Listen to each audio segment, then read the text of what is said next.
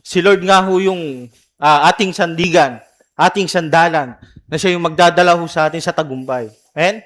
Sabi ho, tayo ho, hindi ho tayo perpekto eh. Amen? Tao lang ho tayo, may kahinaan, ngunit ang Diyos po ay wala. Amen? Ang Diyos po ay sapat. Amen? Sa araw-araw ho ng ating buhay, sa anumang aspeto ho ng ating buhay, lagi hong may ibinibigay ang Panginoon sa atin at hindi yung nagkukulang. Amen? Sabi nga po ano ba to? Sabi po sa salita ng Diyos, na sapat ang biyaya ng Diyos araw-araw. Amen po ba? Sapat po ang biyaya ng Diyos araw-araw, mga kapatid. Kaya ho, ako ho'y nagpapasalamat din ho dahil, yun nga ho, unang-una ho sa lahat, si Kuya AJ ho is, alam niyo naman ho, hindi ho naman nakapag-aral ho sa Bible School. Hindi ho ako gumraduate ng Bible School, kundi umupo lang ho ako, nakinig, at sinunod yung kalooban ng Diyos. Kaya ho, sobrang laking pasasalamat ko sa Panginoon kasi nabibigyan ho ako ng pagkakataon na makatayo ho sa palpito na hindi ho biro, mga kapatid. Kahit ako ho mismo is nasa puso't isip ko na hindi ko deserve tumayo sa harapan.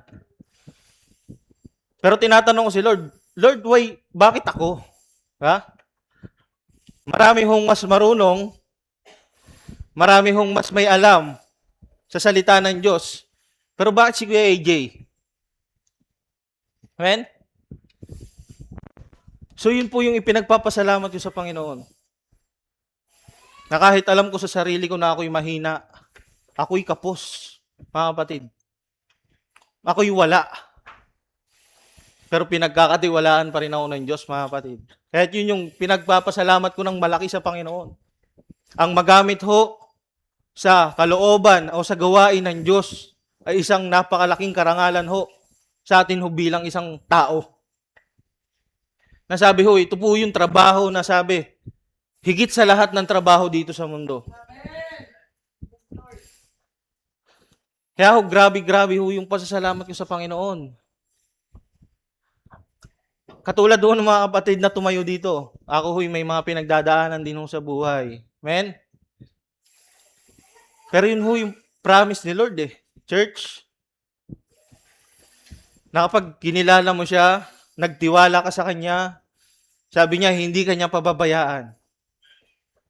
And yun ho yung nararanasan ko ho ngayon, yung hindi man lang nagpapabaya ang Panginoon sa akin sa kahit isang sandali. Kahit po ako'y makasalanan, kahit po ako'y madalas nagkukulang, pero ang Diyos ay sapat, palaging nagbibigay at hindi nagkukulang sa buhay ko ho. Kaya lubos po ako nagpapasalamat, mga kapatid, sa ating Panginoon. And sana ho ganun din kayo, mga kapatid, dahil kung titignan ho natin, bakit buhay pa rin ho tayo hanggang ngayon? Eh? Tayo po'y palaging nagkukulang sa harapan ng Diyos. Pero inaalaw pa rin ni Lord na tayo'y mapunta sa kanyang tahanan. Amen? Sa kanyang bahay, patambahan. Kasi ho, nagbibigay ho ng chance si Lord sa atin na tayo po'y makabalik, di ba? Makabalik sa kanya ng maayos at may kaligtasan. Dahil ayaw po ng Panginoon na ang sino man ho sa atin ay, di ba, mapahamak or mawalan ng buhay. Amen? Dapat ganun ho tayo, mga kapatid, yung pagpapasalamat natin sa Panginoon. Sabi ho ng Bible, paulit-ulit sinasabi ng Bible, be patient. Amen? Magpakatatag kayo. Pagsikapan nyo araw-araw. Laging sigaw ho ng Biblia ho yun. Bakit ho? Alam ho ng ating Panginoon na ang buhay ng isang tao, kahit siya'y nasa Panginoon, sumasampalataya, sabi, hindi ho magiging madali. Lagi hong may hirap. Ano sabi ho ni Jesus? May dalawang daanan. May isa maluwag, yung isa masikip at mahirap. Amen? Sabi yung maluwag na daan ay patungo sa kamatayan. Ngunit yung masikip na daanan at kung saan tayo mahihirapan, sabi yun yung daan patungo sa buhay na walang hanggan. Amen? Kaya sabi ho, yung kahirapan ho ng buhay, yung mga pinagdadaanan ho natin, Kasama na ho yun, church. Lagi nyo pong isa-isip, isa-puso na pagdadaanan ho natin yun. But the good news is, mga kapatid, sabi, meron tayong kasama. Na nangako, na sabi niya, ano man ang inyong pagdaanan, hindi ko kayo pababayaan. Amen? Yun po si Lord, si Jesus, sa ating buhay, mga kapatid. Ano man ho yung pagdaanan ho natin, mga kapatid, patuloy ho tayong lumakad. Si Lord ang kasama natin. Church, wag ho tayong matakot. Wag ho tayong mangamba. Sabi nga ho ni Pastora ho kanina, si Satan ho is lagi ho lang nandyan. Amen? Sabi nasa paligid lang. Amen? Umaatungal na parang leon. Nasabi, kapag ikaw ay nalingat, ikaw ay nalayo sa liwanag. Sabi, si Satan is handang umatake at sumakmal, kumagat. Amen? Kaya sabi ho, manatili ho tayo sa liwanag ng Diyos. Amen? Sabi ho, wala hong makakapaghusga sa atin, kundi ang Diyos lamang. Amen? Ano man ang nagawa mo, kapatid, ano man yung pagkukulang mo sa Diyos, pero kung ikaw ay marunong magpakumbaba, amen? Marunong lumapit sa Diyos, aminin na ikaw ay nagkulang at nagkasala, sabi, ang Diyos ay mapagpatawad.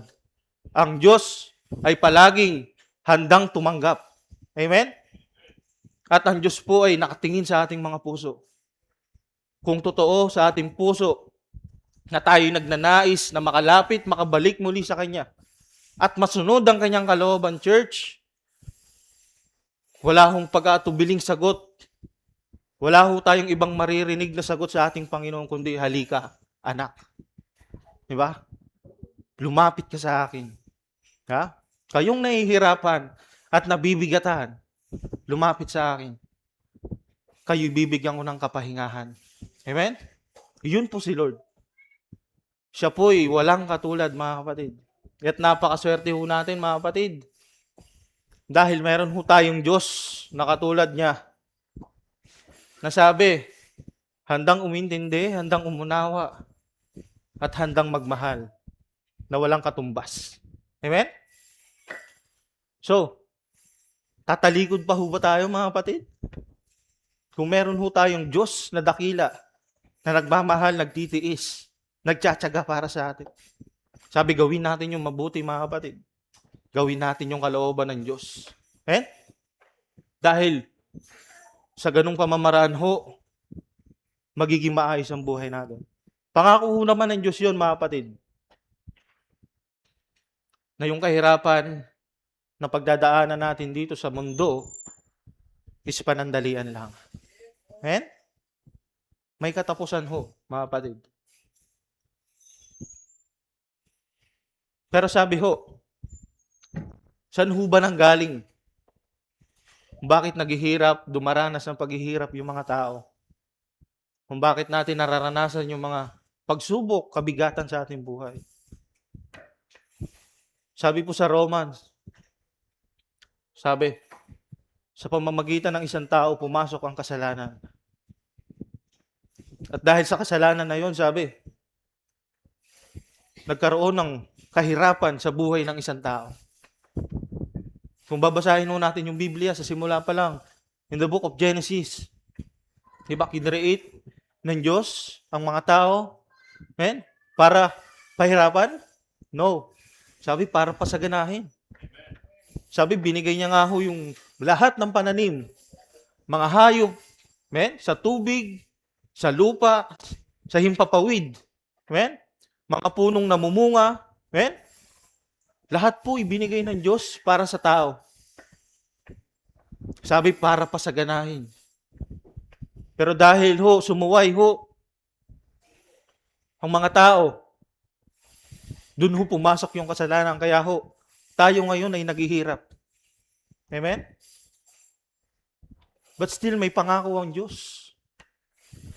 Hindi ho habang buhay, niya tayong hahayaan na maghirap. That's why pinadala niya ang kanyang bugtong na anak na si Jesus upang tayo'y tubusin sa ating mga pagkukulang, pagkakasala dito sa daigdig. Nang sa ganon, kapag dumating ho yung time,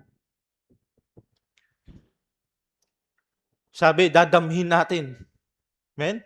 Aanihin natin yung pangako niya, which is yung buhay na walang hanggan, buhay na punong-puno ng kasiyahan, wala nang paghihirap, wala nang iyakan, wala nang pasakit, kundi ang gagawin na lamang ho natin is umibig, magpuri sa Panginoon.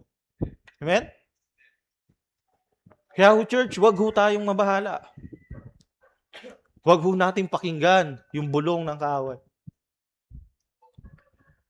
Sometimes, at alam kong nangyayari ho sa ating lahat, dahil sabi po ng Bible yung church, na hindi lang tayo, kundi lahat sa buong mundo ay nagdaranas ng kahirapan. Amen? Dumaranas ng pagsubok. Sabi, huwag po tayo magbalin lang sa bulong ng kaaway. You're not worthy. Sabi ng kaaway. No. Kung titingin ka sa sarili mo, hindi ka talaga sapat. Pero kung titingin ka sa Diyos, na may kayang gawin sa iyong buhay, sapat ho yun, mga kapatid. Amen? Tayo ho'y walang kasapatan. Kaya nga ho, kung tayo ho'y pumunta lang ho dito sa church, para matuto na ating sarili, amen? Para maligtas ang ating buhay, maling mindset ho yun, mga kapatid. Ang totoong mindset ho, pupunta ako sa church dahil kailangan ko ang bawat isa. Dahil hindi ko kaya kung ako lang mag-isa. That's humility and humbleness, mga kapatid. Hindi tayo pumupunta sa church dahil gusto natin maligtas lang. Church, i-remind ko ho ulit kayo, tayo po'y ligtas na nung si Jesus ay napako sa krus. Now, bakit kailangan pumunta ng isang Kristiyano o mananampalataya sa isang bahay panambahan? Kasi kailangan niya ang bawat isa. Sabi ng Biblia, we are one body of Christ. Walang mag-isang Kristiyano. Pumupunta ho tayo sa church dahil hindi ho tayo sapat. Kailangan natin ang bawat isa. Kailangan natin ang Diyos. Yun ho dapat ang mindset natin, mga kapatid. Hindi ho dahil gusto kong matuto. No, kayabangan ho yun. Sabi ng Diyos, ang nagpapakumbaba, ang siyang tinataas ng Diyos, at ang nagmamataas ay siyang binababa ng Diyos. So ayaw ho ng Panginoon ng ganun, mga kapatid. Ang gusto niya ho, tayo ho ay magpakumbaba. Tanggapin natin sa sarili natin na kailangan natin ng isa't isa. Amen? Kaya nga ho, nagpapasalamat din ako, mga kapatid. Dahil tuloy-tuloy ho yung gawain dito sa church. Dati ho, walang ganun dito. Ngayon ho, binabago ng Panginoon, pinapalakas ng Panginoon ang bawat isa ho sa atin at ang panambahan na ito. Nagpapasalamat ako sa bawat gawain. Kasi ho, tuwing nasa bahay ako mag-isa or nasa kalsada, andun ho yung kahinaan eh. Amen? Andun ho yung wala kang magawa dahil malakas ang kaaway. Kagaya ng sinabi ni Pastora kanina, sino ho yung mga kaaway ho natin? High principalities in the air. Pero sabi, wala hong koneksyon ang kaaway sa buhay nating mga Kristiyano. Totoo, hindi? Totoo po. Wala hong koneksyon ang kaaway. O kahit si Satanas, wala ho siyang access para ho tayo pahirapan. Pero bakit nangyayari na tayo ho'y nagagawa niyang gambalain, nagagawa niyang guluhin, It because tayo po'y nahihiwalay sa Diyos. Tayo po'y nakakalimot. Tayo po'y lumalayo sa liwanag. Amen? Na doon lamang ho nagkakaroon ng access ang kaaway para tayo guluhin. Amen? Para tayo ilinlangin. Pero sabi kong palagi kang nasa liwanag. Amen? Palagi kang nasa piling ng iyong mga kapatid sa pananampalataya. Sabi, hindi magkakaroon ng access si Satan sa buhay mo. Hindi ka makakarinig ng bulong. Amen? Kaya pasalamatan nyo, church. Kung palagi kayong ini-invite na may gawain sa church. Ngayon ho, sa buong isang linggo, meron ho tayong mga baybahay. Amen? Pagdating ng Huwebes pa lang, may gawain na ho tayo dito. Biyernes, may gawain pa rin.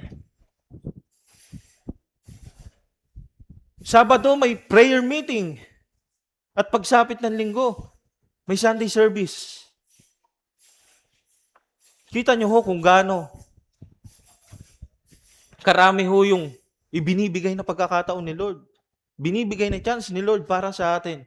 Upang hindi ho tayong madeceive, malinlang, di ba? Upang hindi tayo panghinaan. Di ba? Nagbibigay ang Panginoon sa atin ng pagkakataon na makabalik sa Kanya. Kaya sabi, yung ibinibigay na chance ni Lord, huwag ho nating sayangin mga kapatid. Sabi, lagi nating habulin, lagi nating, di ba? Huwag tayong mag-atubili na sumunod. Bakit ho? Sabi, tayo po yung magbe-benefit. Church, wala hong ibang magbe-benefit kundi ho tayo mga kapatid. Biruin nyo yun, sa dami ng gawain, iilan lang ho yung nakaka-attend.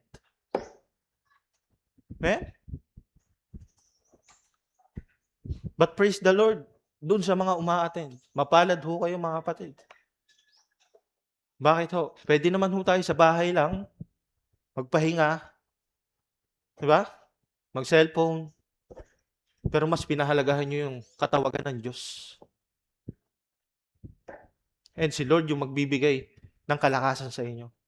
Si Lord ang bahala sa inyo dahil inunan nyo siya. And doon naman ho, sa mga kapatid ko, sa pananampalataya, na nawawalan ho ng time sa Panginoon. Church, wag ho kayong panghinaan. Gaya ho ng sabi natin kanina, ang Diyos ay mahabagin. Ang Diyos ay malaki ang pangunawa. Hindi pa huli ang lahat kung ikaw ay babalik, kung ikaw ay lalapit na may magpapakumbaba. Sabi, handa ka niyang tanggapin. Amen? Ito pa, church. Spoil lang po to. Spoiler lang. This coming April daw or May, sabi magkakaroon ho tayo ng ang tawag doon? Outing. Church. Hindi lang ho basta outing yun mga kapatid ha. Kundi yun po ay ginawa para ho sa atin. Amen? Para ho makapagpalakasan, magkaroon ng activity, connection sa isa't isa. Baka kasi iniisip ng iba, outing lang eh. No, hindi ho tayo pupunta doon para ho gawin lang yung makakapagpasaya lang ho sa ating laman. Kundi ginawa ho natin yun para palakasin ho yung isa't isa. Kaya sabi, makipag-isa ho tayo mga kapatid. Si Sister Gina ho, paulit-ulit nag-chat. Kung sino ho yung gustong makiisa. Diba? Maglista na ho kayo. Yung iba nagdadalawang isip pa. Diba? Wag ho kayong magdalawang isip mga kapatid. Yung gawain ho na yun is para ho sa Diyos. Diba? Hindi lang ho basta outing mga kapatid, kundi gawain ng magkakapatid, palakasin ng bawat isa. Mga kapatid, Ba? Magkaroon ng relationship, mapalalim pa, makilala pa ang bawat isa. Ba? Yun ho yung church eh. Sabi, makiisa ho tayo sa mga gawain dito sa church. Amen? Wag ho tayong maging makasarili. Wag ho tayong maging, alam nyo yun, sarili lang natin yung iniisip. Isipin natin ho na we are one body of Christ. Kailangan natin ng isa't isa. Amen? Sabi sa ganung paraan ho, pag tayo ho'y nagkakaisa, sabi nga ho, hindi tayo kayang gapiin ng kaaway. Sabi, dumating man yung malalakas na alon, dumating man yung malakas na hangin. Sabi, hindi ho tayo magigiba. Kasi ho, kapit-kapit ho tayo eh. Marami ho tayo. Kasama ho natin ang Panginoon. Church. That's why lagi ho natin pinapaalala yun dito sa pulpit. Now, this coming few days po, past few days, napakaganda ho ng kapahayagan ng Diyos sa ating mga buhay. At talagang maaasahan ho, mga kapatid. Sabi nga ho natin, in demand. Napapanahon.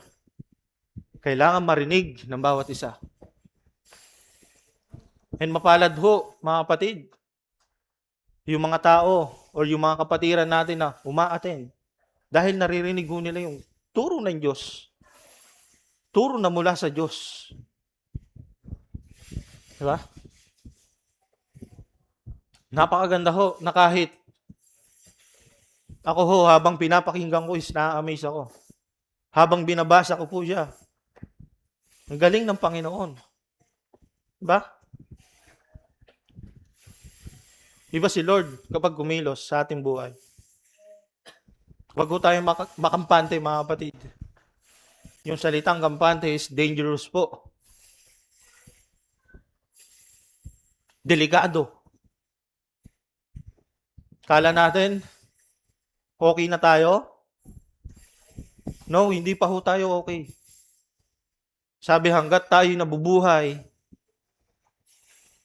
sabi, marami ho pa tayong pagdaraanan. Hanggat tayo nabubuhay, patuloy ho tayong nag-aaral, nagsasaliksik ng kanyang salita. Eh? Kailangan ho continuous. Hindi ho pwedeng, napakinggan ko na yan, nabasa ko na yan, alam ko na yan. No.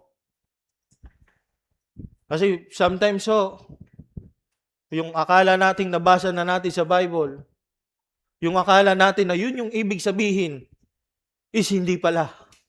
Meron pa palang mas malalim na gustong sabihin ng Panginoon. Amen?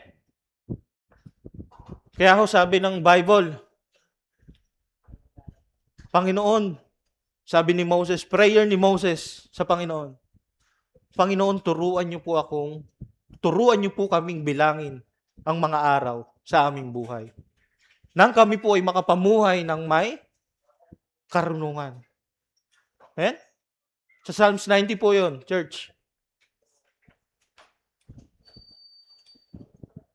Kasi ho, kapag pinapahalagahan ho natin yung bawat araw ng ating buhay dito sa daigdig,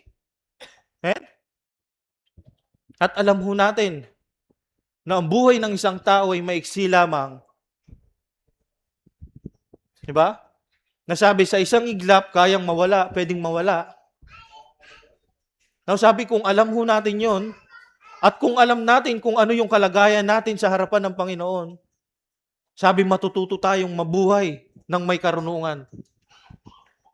Sabi, ano po ba yung karunungan? Ang Diyos po ang karunungan, mga kapatid. Kung hindi mo pahahalagahan ng Diyos sa buhay mo, wala kang karunungan. Yes, may sinasabing may karunungan ng mundo, pero sabi, hindi yun sapat. Sabi ho ng Biblia, hindi yun sapat. Sabi pa nga ng Biblia, ang tawag ng Biblia ho doon, sabi, mga mangmang. Sila'y mangmang. Pero sabi, kung ikaw ay pinapahalagahan mo ang Diyos sa iyong buhay, Sabi, higit ka pa doon sa mga taong marunong dito sa mundo. Ikaw ay may totoong karunungan. Dahil ang karunungan po ay matatagpuan lamang natin sa ating Panginoon. Amen? Kaya church, assess ho natin yung sarili natin. Tignan ho natin mabuti. Ano ba yung mas mahalaga? Diba? Sabi ho ng Bible, ibinigay na sa atin yung pinaka magandang handog. Take note, church, ha? Sabi ng Bible, ibinigay na sa atin yung pinaka magandang handog, which is si Jesus. Sa buhay ng isang tao, bakit meron pa ring isipin? Ba? Bakit nag-iisip pa rin ho tayo ng bukas? Iniisip pa rin natin yung mga pangangailangan natin. Diba? Mas inuuna natin yung mga bagay na pansamantala kaysa bagay na pangwalang habang buhay. Na panghabang buhay. Diba? Sabi, ibinigay na yung handog na pinaka maganda. So kung ibinigay na church, yung handog na pinaka maganda, sabi, hindi ba kayang ibigay ni Lord yung mga minimal lang na mga pangangailangan ho natin? Isipin ho nating mabuti, church. Kung naibigay nga ng Diyos, yung pinaka, sa tingin nyo, kaya bang ibigay ni Lord yung nasa isip mo ngayon, nasa puso mo ngayon, na minimal lang, na pangangailangan mo?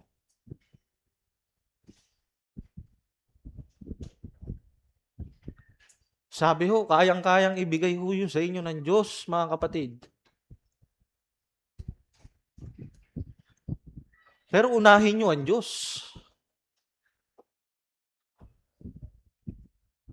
Kailangan natin unahin ang Panginoon.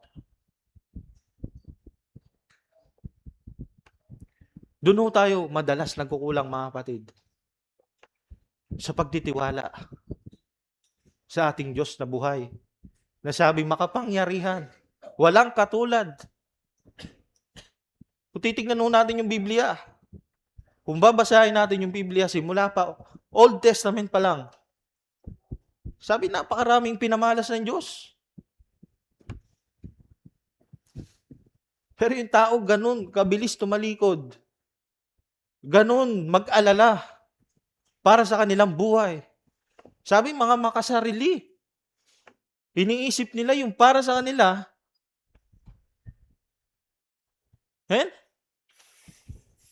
Sabi kong, susundin mo ang Diyos, uunahin mo ang Diyos, sabi, napakadaling ibigay sa iyo ng Panginoon. Lahat ng pangangailangan mo. Dahil yung kanyang nag-iisang bugtong na anak, hindi niya pinagdamot sa iyo, yun pa kayang mga bagay lang na pansamantala. Yung bagay nga na pang habang buhay o walang hanggan, hindi niya ipinagkait sa atin. Yung pambagay na pansamantala ay pagkakait ng Diyos sa atin. Sabi ng Diyos, kay liit ang inyong mga pananampalataya. Amen? Nung nakarang Webes ho, nagkaroon ho kami ng gawain dito sa pangunguna ho ni Kuya Lori. Na-topic ho namin yung Matthew 14, and gusto ko rin hong i-share sa inyo. Mapalad ho yung mga naririto nung mga oras na ho yun. Pero mapalad pa rin ho kayong mga hindi naka-attend dahil may pagkakataon pa rin ho tayong mapakinggan. At yung mga nanonood ho sa atin through online, amen? Pakinggan nyo ho yung napakaganda hong pangangaral ng ating Panginoong Hesukristo sa Matthew 14. Sa Matthew 14 ho, doon po inilahad at alam po natin na, sabi nga, famous,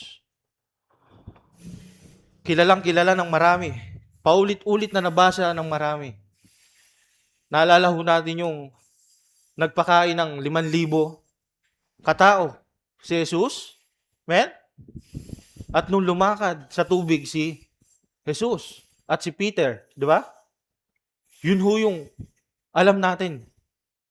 Kilalang kilala natin yung verses na yon or yung chapter na yon doon sa mga ganong eksena ho na nagpakain ng ating Panginoong Hesus ng napakaraming tao at lumakad ang ating Panginoong Hesus sa tubig at lumakad si Peter sa tubig. Amen? Ilang beses ko na ho siya nabasa. Actually, may first discipleship pa ho kami noon. Kaming mga youth pa lamang ho noon. Nabasa ho namin yon. Pero sabi, hindi ho namin pa masyadong naintindihan kung ano talaga yung gustong ituro ng verses na yon.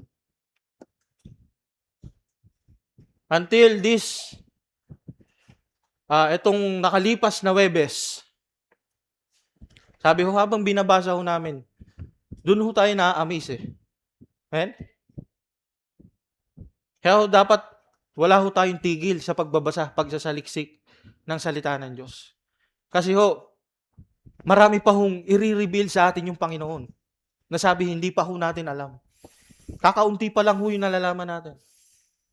And this is amazing mga kapatid. Napakagandang story. Okay lang po basahin lang natin na mabilis sa Matthew 14. Ayan. Basahin natin sa Matthew 14. Ayan, para po ito doon sa mga hindi nakarinig o hindi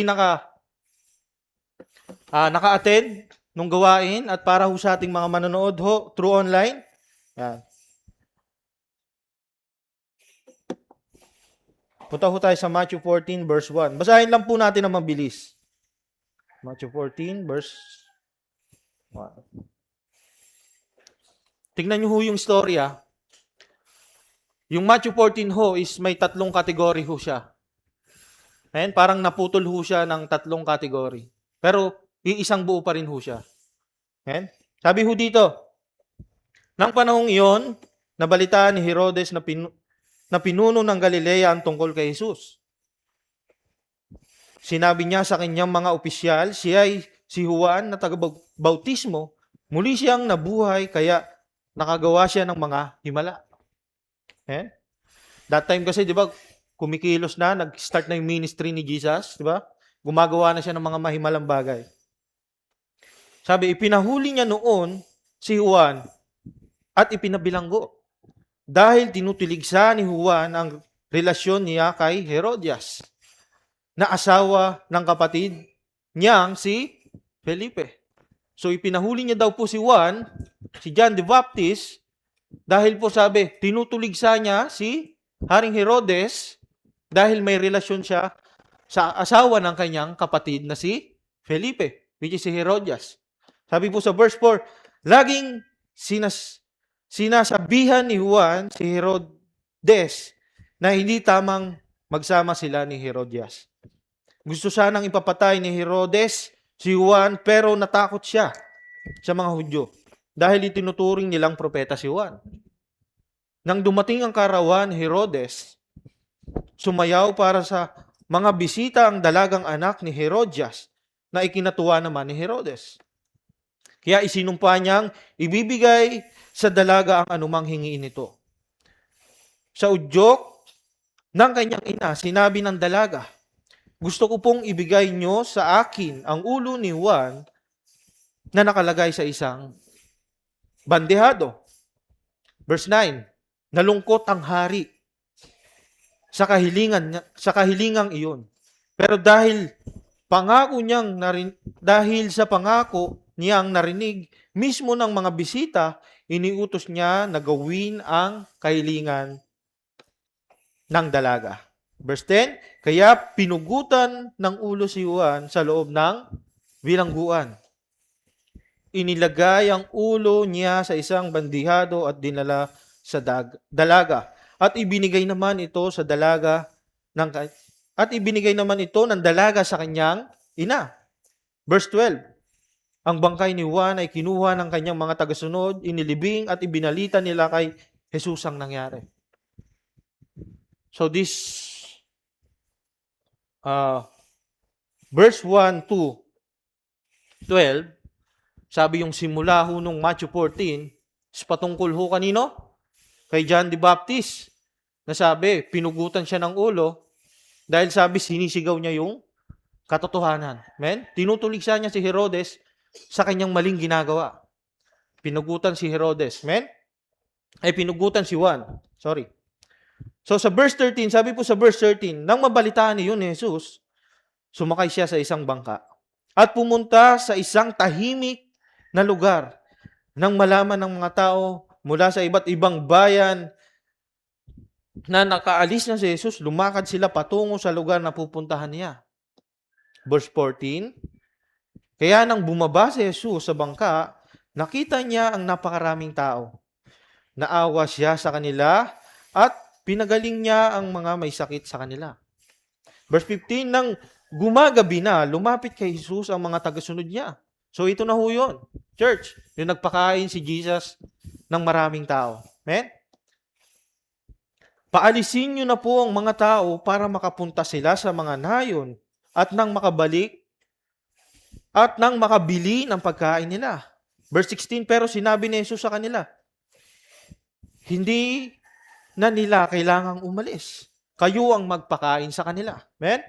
Sumagot sila, mayroon lang po tayong 5 tinapay at 2 isda. Dalhin ninyo ang mga ito sa akin, ang sabi ni Jesus.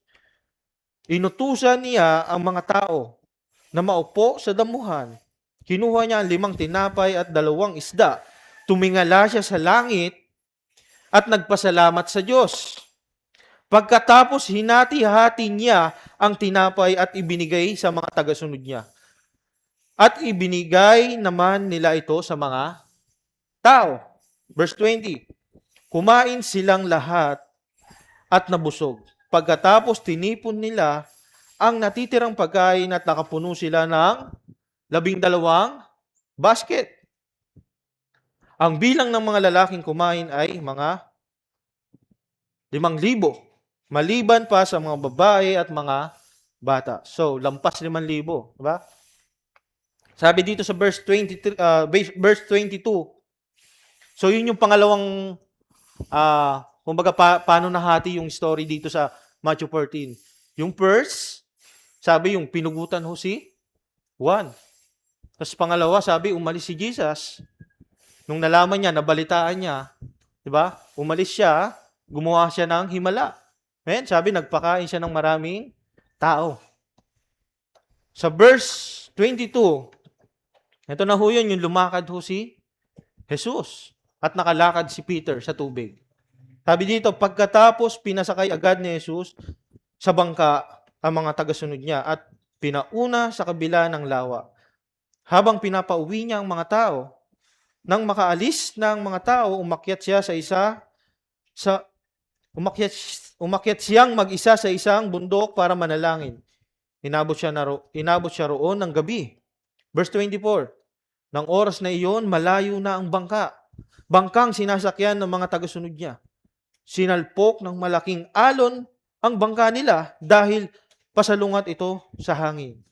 Nang madaling araw na, sumunod sa kanila si Jesus na naglalakad sa ibabaw ng tubig. Pagkakita ng mga tagasunod na may naglalakad sa tubig, kinalabutan sila.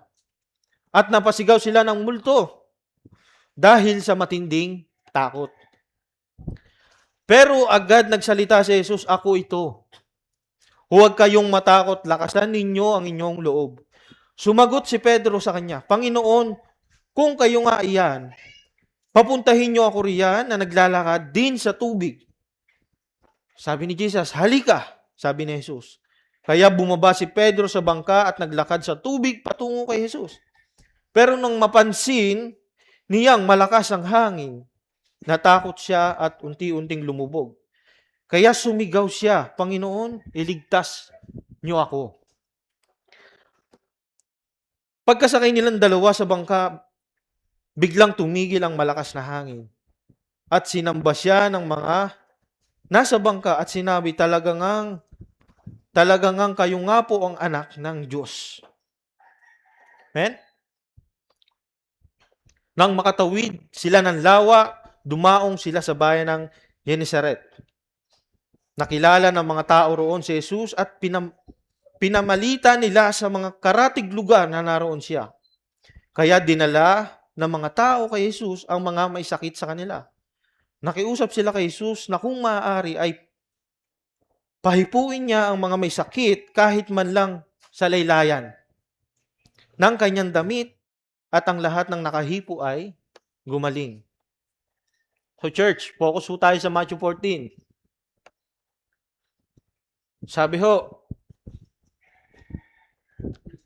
nung binabasa ho natin to, madalas, nagpo-focus ho tayo sabi nagpakain si Jesus ng 5,000 mahigit at nakalakad si Jesus sa tubig at si Peter at marami siyang pinagaling. Amen? Pero napakaganda ho ng revelation ni Lord sa amin. Sa atin, mga kapatid. Na nung umpisa ho, sabi nung mga nakaraan, nasabi, yung pagkakaintindi at pagkakaunawa lang natin dito sa passage na ito, is yun nga, kung saan gumawa lang ng himala si Jesus. Amen? Diba? Nagpakain ng marami, lumakad sa tubig, which is normal na ho yun sa ating Panginoon, mga kapatid. Kung ating pong titignan ng mas malalim, kung ating pong uunawain ng mas malalim, yung paggawa niya ho ng himala, pagpapakain ho sa maraming tao, paglakad niya sa tubig, amen? Pagpapagaling niya ng maraming may sakit. Sabi, normal na ho yun sa ating Panginoon. Kasi kung titignan ho natin, simula sa chapter 4, nag-start, di ba? Pataas, hanggang sa makarating sa 14, sabi, nagawa na po lahat ni Jesus. Amen? Naipakita niya na ho kung ano yung kaya niyang gawin. And sabi, dapat hindi na ho tayong mag-doubt sa kung anong kayang gawin ng ating Panginoong Hesus. Nasabi, kaya niyang gawin yung mga bagay na sabi, sa isipan ng isang tao ay imposible.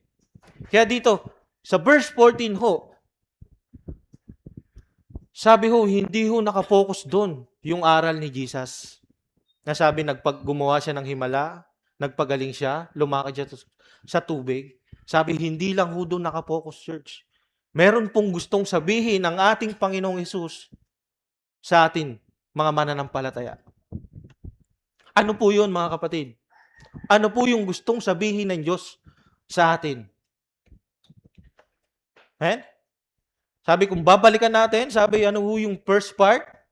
Sabi, nabalitaan ni Jesus na pinugutan ng ulo si Juan, bautismo. Which is, sino po si John the Baptist? Pinsan ni Jesus. So that time, nabalitaan ni Jesus na pinugutan ng ulo yung kanyang pinsan. Amen? At sabi, bakit daw pinugutan ng ulo si John the Baptist? Dahil po sa paghahayag niya ng katotohanan. Amen?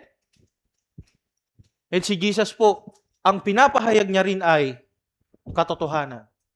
So the same ho sila, mga kapatid. So dun po sa part na yon, sabi, nung nabalitaan ni Jesus, yung nangyari sa kanyang pinsan. Amen? Nasabi, gumagawa ng tama, isinisigaw ang tama. Sabi, naapektuhan po ba si Jesus dun sa nangyari na yon? Isipin nyo mabuti, church. Kung sa atin hong mga tao nangyari yung naranasan ni Jesus. Amen? Sabi, malaman natin na yung kapatid natin or yung pinsan natin pinatay. Pinatay nung kapitbahay natin, walang kalaban-laban. Wala namang ginagawa pero pinatay. Ano ho yung unang mararamdaman ho natin? Number 1 ho, galit. Amen? Kalungkutan. Amen? Paghihigante. Amen? Sabi, kikilos tayo, gagalaw tayo ng hindi naaayon sa kalooban ng Diyos. Pero this time ho, pinapakita ho ng Diyos, ng ating Panginoong Hesus, tinuturo niya po sa atin, na hindi lang basta gumawa siya ng himala dito. Hindi lang basta nagpamala siya ng kaya niyang gawin. Kundi itinuturo ng ating Panginoong Hesus na sa kabila ng mga nangyayari sa ating buhay, amen? Sa paligid natin, amen? Sabi, hindi ka dapat panghinaan. Hindi ka dapat huminto. Amen? Itinuturo ni Jesus ng ating Panginoon kung ano yung dapat natin gawin. Di ba sabi ni Jesus, sabi ng Biblia, kung paano ginawa ni Jesus, dapat ganun din natin gawin. Amen? Totoo po ba? Turo ho yun ng ating Panginoon. Turo ho yun ng Biblia. Kung paano ho ginawa ng ating Panginoong Hesus, dapat ganun din ho natin gawin. So this time ho, nagtuturo ang ating Panginoong Hesus kung paano natin gagawin, kung paano tayo kikilos, gagalaw ng naaayon sa kanyang kalooban sa kabila ng mga pagsubok, kahirapan, pasakit, kabigatan sa ating paligid. Diba? Sa kaguluhan na nangyayari sa ating paligid. Tinuturuan ho tayo ng ating Panginoong Hesus kung paano tayo kikilos at lalakad. Diba? Nung nabalitaan ni Jesus, sabi ano daw ginawa ni Jesus nung nabalitaan niya na pinugutan yung kanyang pinsan. Sabi siya po ay umalis. Siya po ay lumayo. Amen? Sabi nung siya ay lumayo, sabi sinundan siya ng napakaraming tao. Sabi imbis na makaramdam siya ho ng kalungkutan, amen? Diba? Imbis na mag-self-pity. Diba? Kadalasan ho, ganun ho tayo mga tao eh. Diba? Kapag may nararanasan ho tayo, minsan gusto natin lumayo, pero iba ho yung purpose. Say, Lord, kawawa naman ako eh. Hindi ko na kaya, Lord. Ano bang gagawin ko? Ganun ho tayo minsan, nagsiself-pity ho tayo. Pero si Jesus po, iba. Diba? Imbis na,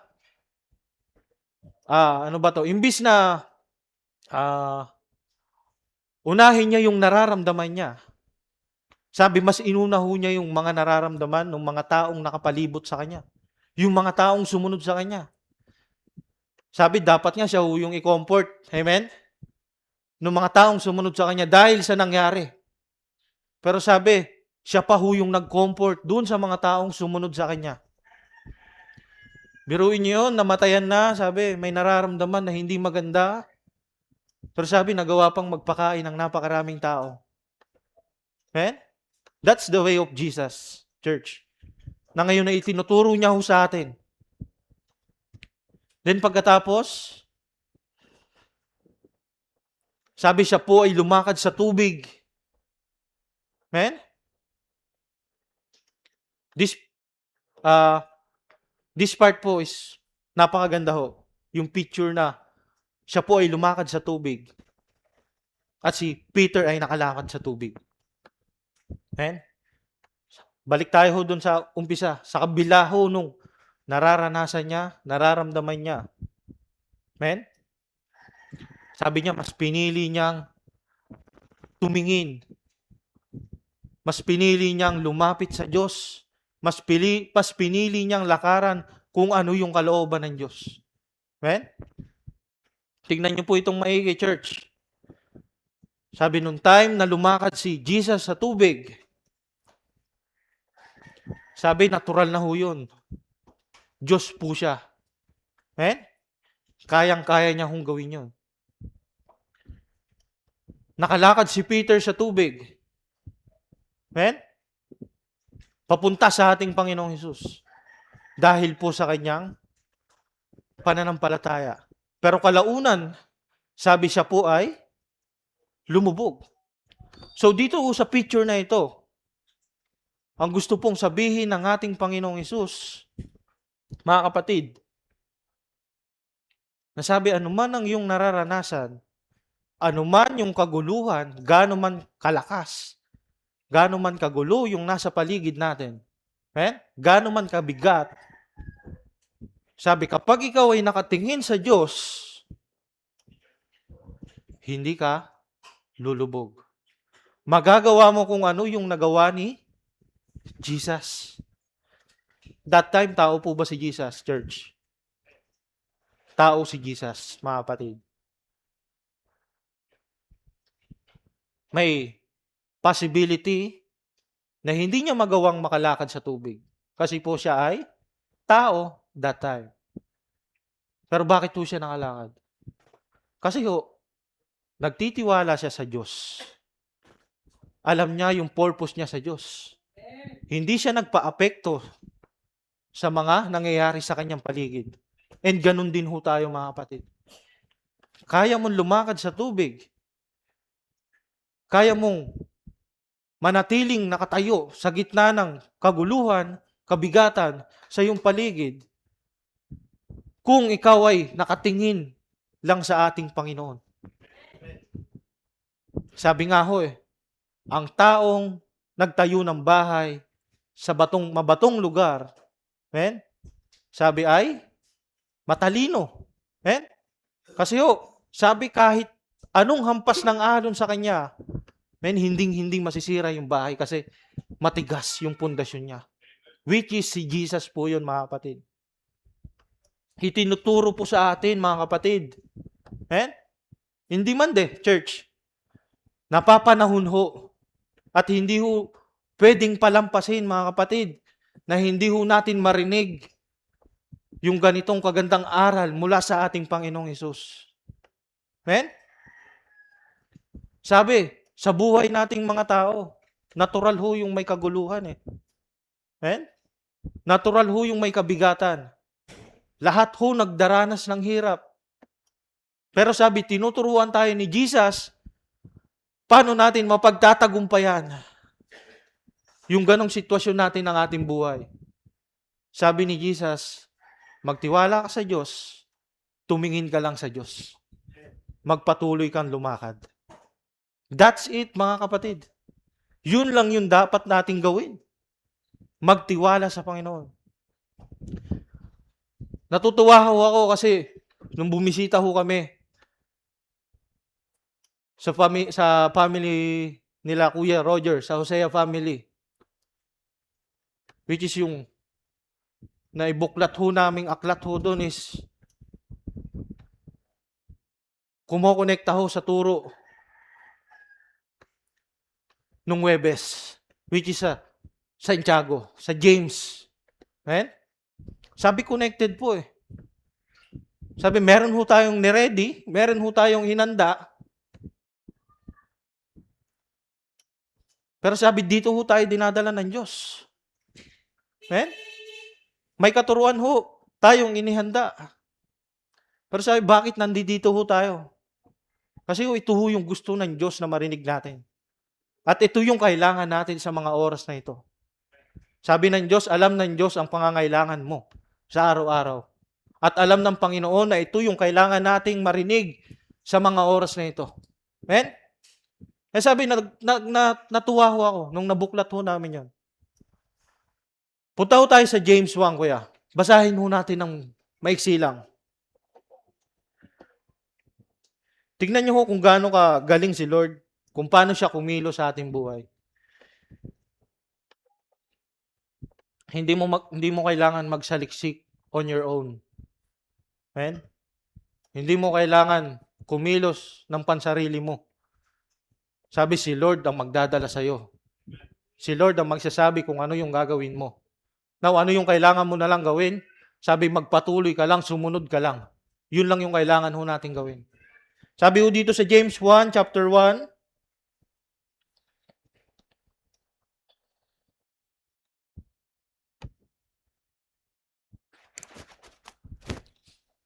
sabi dito, mula kay Santiago na lingkod ng Diyos at ng Panginoong Hesukristo.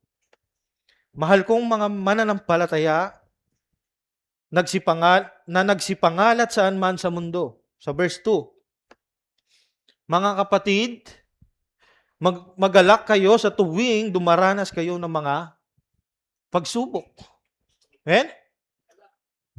Verse 3, sapagkat alam ninyong nagdudulot ito ng katatagan sa inyong pananampalataya. Amen? Verse 4, kaya tiisin ninyo ang mga pagsubok upang maging ganap at walang anumang pagkukulang ang buhay ninyo. Yan si Kuya, verse 4. Yan. So, nung nabuklat ho namin to, nabasa ho namin, nakaka-amaze ho si Lord. Tinuturuan ho tayo ng Panginoon. Dinadala niya ho tayo sa kung ano yung kailangan natin. Ibinibigay niya kung ano yung kailangan natin. Amen? Kaya ho, totoo ho yung sabi ng Panginoon.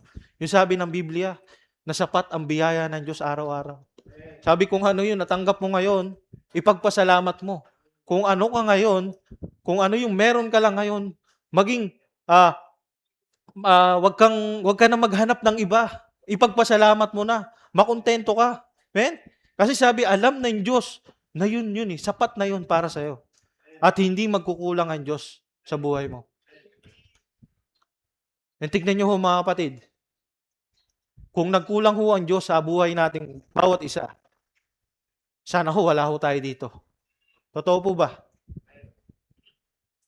Sana ho wala ho tayo dito kung nagkulang ang Diyos sa buhay natin. Pero hindi ho nagkulang ang Diyos sa buhay natin.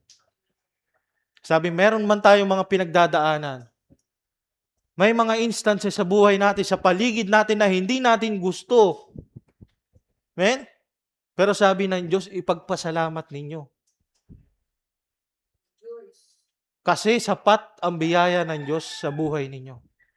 At yun yung makakapagpatibay sa inyo. Sabi sa verse 4, kaya tiisin ninyo ang mga pagsubok upang maging ganap at walang anuman ang pagkukulang ang buhay nyo.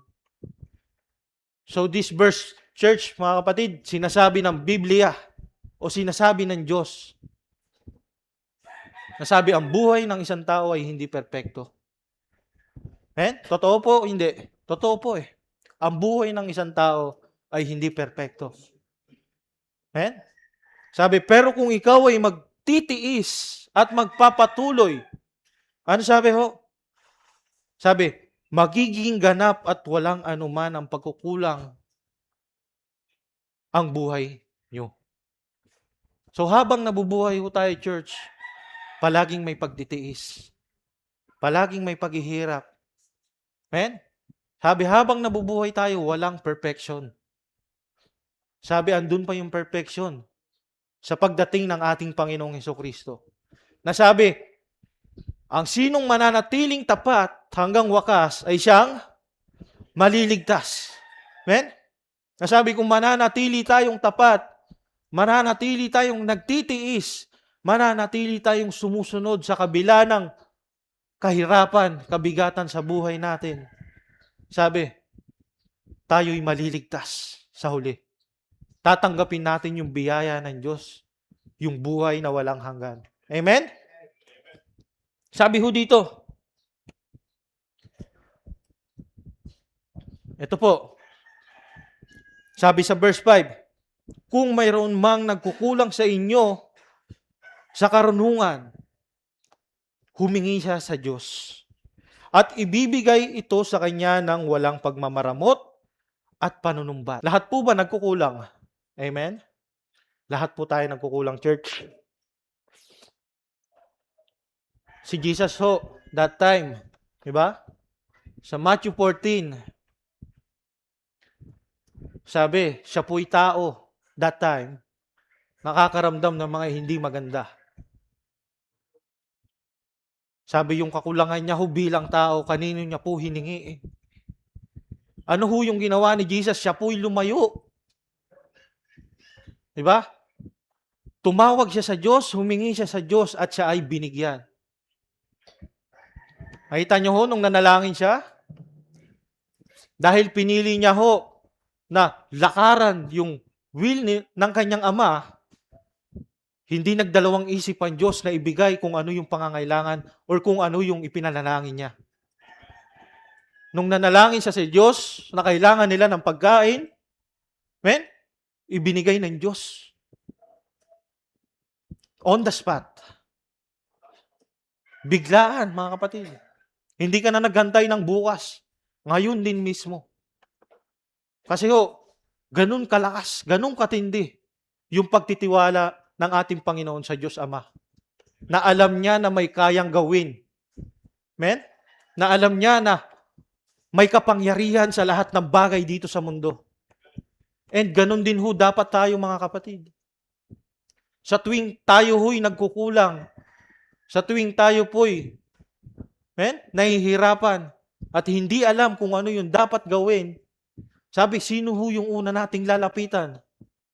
Wala hong iba kundi ang Diyos. Amen? Ang Diyos po ang makakapagbigay ng kasapatan sa ating mga buhay. Ang Diyos po ang magbibigay ng ating mga pangangailangan sa ating buhay. Si Lord ang magbibigay ng daan patungo. Amen? Sa daan na tinahak ng ating Panginoong Hesus. Kung hihingiin natin sa ating Panginoon, sa ating Diyos, sabi hindi magmamaramot ang Panginoon. Sabi ho dito, ibibigay ito sa Kanya ng walang pagmamaramot o pananumbat. Amen? Ganun po ang Diyos. Sabi ho sa verse 6, ngunit dapat magtiwala ang humihingi at huwag magduda dahil ang taong nagdududa ay katulad ng alon sa dagat na tinatangay at pinapadpad ng hangin. Ang ganitong tao ay hindi dapat umasa na may matatanggap mula sa Panginoon. Si Jesus ho kapag humihingi o nananalangin sa Diyos, pinagpapasalamat niya ho agad. Kasi ho alam niya na ibibigay yun sa kanya ng kanyang Ama. Ganun ho dapat yung pagtitiwala. Ganun din ho dapat sa atin mga kapatid. Kapag hiningi mo sa Diyos, sabi wag mo nang ulitin. I-claim mo na, Panginoon, maraming salamat. Kasi, sabi nga natin, sabi ng Biblia, alam ng Diyos yung pangangailangan mo. Amen? Sabi, hindi mo pa hinihingi, ibinibigay na ng Diyos. Alam ni Lord kung ano yung need natin mga kapatid. Hindi na natin kailangang hingiin pa. Diba? Ganun kabuti si Lord sa buhay natin. Sabi ho dito, ngunit dapat magtiwala. Ang humihingi at huwag magduda dahil ang taong nagdududa ay katulad ng alon sa dagat na tinatangay at pinapadpad ng hangin. Ang ganitong tao ay hindi dapat umasa na may matatanggap mula sa Diyos. So dahil wala tayong natatanggap mga kapatid, kasi wala eh. Yung pagtitiwala, yung trust natin sa Panginoon is nawawala, naglalaho. Sabi, makaramdam lang ho tayo ng konti, wala na, ayaw na. Diba? Kaya nga this Matthew 14 po, itinuturo ni Jesus. Sabi, gaano man kalakas yung dilubyo na nasa paligid natin. Amen? Gaano man yung kabigat. Sabi, tumingin ka lang sa Diyos. Lumakad ka lang, diretso. Tumingin ka sa Diyos. Sa ganung paraan, sabi, mapagtatagumpayan mo. Napagtagumpayan na ni Jesus, mga kapatid. At alam nating mapagtatagumpayan natin kung susundin natin ang kalooban ng Diyos Ama. Kung titingin lang tayo palagi sa ating Panginoong Jesus at magtitiwala ng buong buo. Yun po yun mga kapatid.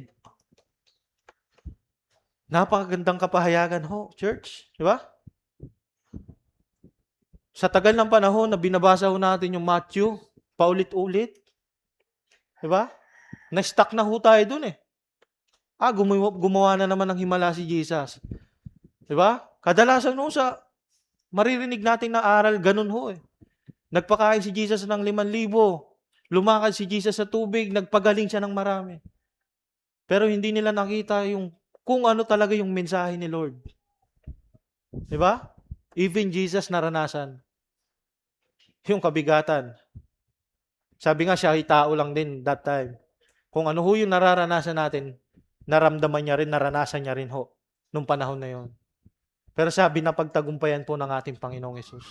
At yun po yung tinuturo niya ho sa atin. Nasabi, lumakad na may buong pagtitiwala sa ating Panginoon Diyos. Amen? Ituon ang mga mata sa ating Panginoon. Amen? At ating mapagtatagumpayan ang lahat ng ito. Amen?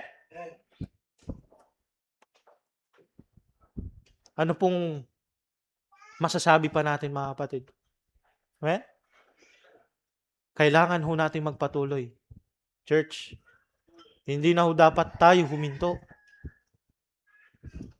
Naalala niyo ho yung sinabi kay Peter? Si Peter ho, nakalakad na sa tubig, pero sinabihan pa rin kay liit ng yung pananampalataya. What more pa tayo, church? Nasabi, hindi pa nakakalakad sa tubig, ganun pa kaliit yung ating pananampalataya. Amen? So, i-practice natin, church. I-practice natin. Yung, No. Hindi natin i-practice yung maglakad sa tubig, ha? I-practice natin yung faith natin sa Panginoon. Amen? Baka mamaya may lumakad sa ilog, eh. Yari tayo dyan. Sihin pa tayo pag nalunod, no? Hindi po yun, church. I-practice po natin yung faith natin sa Panginoon. Diba? Sabi ho, paano ho napapractice yung faith ng isang mananampalataya sa Panginoon? Sabi sa pagsama ho sa mga kapatiran. Amen? Sa pakikiisa ho sa body ni Jesus. Amen? Sabi dun ho napapractice natin ang ating faith. Kasi uulitin natin, sabi, kung tayo lang mag-isa, wala ho tayong magagawa. Amen? Palagi tayong kulang.